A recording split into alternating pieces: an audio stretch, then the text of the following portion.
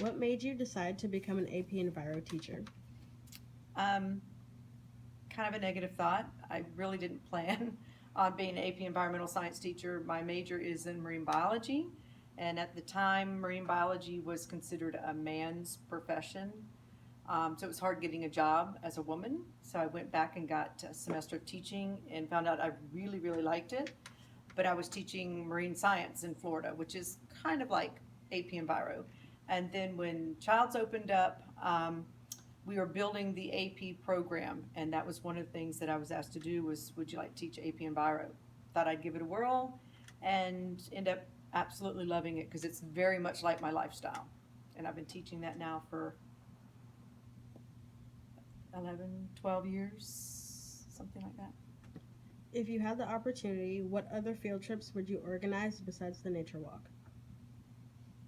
Gosh.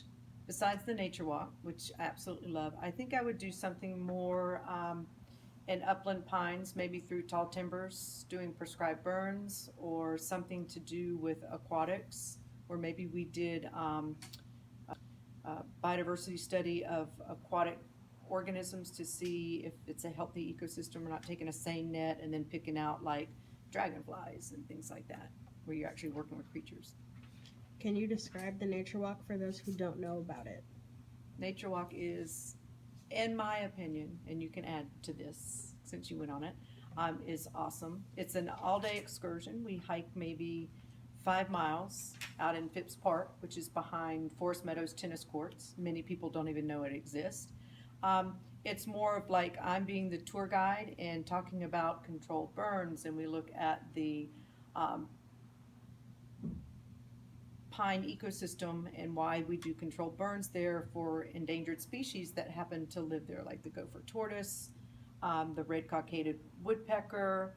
I know I'm leaving a lot of things out. Butterfly habitat. So it's kind of a nature walk through a local ecosystem so that we see how close we are to our impact on endangered species. But it's a good hike. We have a lot of fun, usually beautiful days. We get to lay down. My favorite is acoustic ecology, where we get down and we listen, close our eyes, lay out in a field, and we listen for sounds of nature and man's impact on it. But that's the basis of it. And then they put together, oh, we take pictures, forgot about that. We take pictures like a scavenger hunt, and then we put it together in a portfolio. In your opinion, what are some serious environmental issues in the city of Tallahassee? Um, the first environmental issue is changing a mental state of mind to be a little bit more open to not always driving things that create so many emissions like large trucks and large vehicles, and giving something a chance. Like when I tell people I ride my bike to work, they, how can you do that? But they haven't ever tried. Try it before you smash it, and dish it.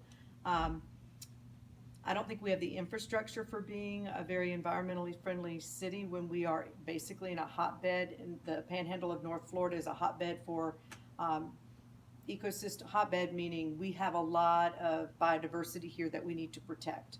I think we're getting better, especially with two universities in the town, and you've got people from all over the country that come here. We should have more of an open mind, where I think it's kind of closed in Tallahassee.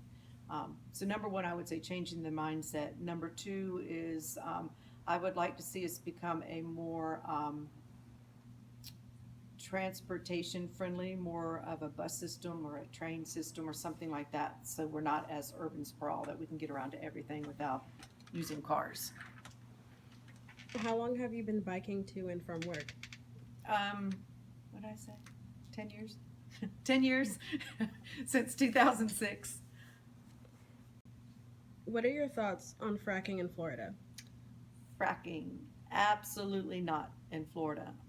Florida's geology is not conducive to fracking, and I'll back that up. Fracking shouldn't be done anywhere, but especially in Florida, we have a limestone base, very porous, so fracking fluids would then kind of leach through and go into our drinking water. We don't need that.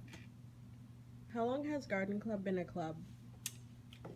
Garden Club has been around since, I'm going to say we're going on year 4. Year 4. Who ends up with the vegetables that you grow in your garden?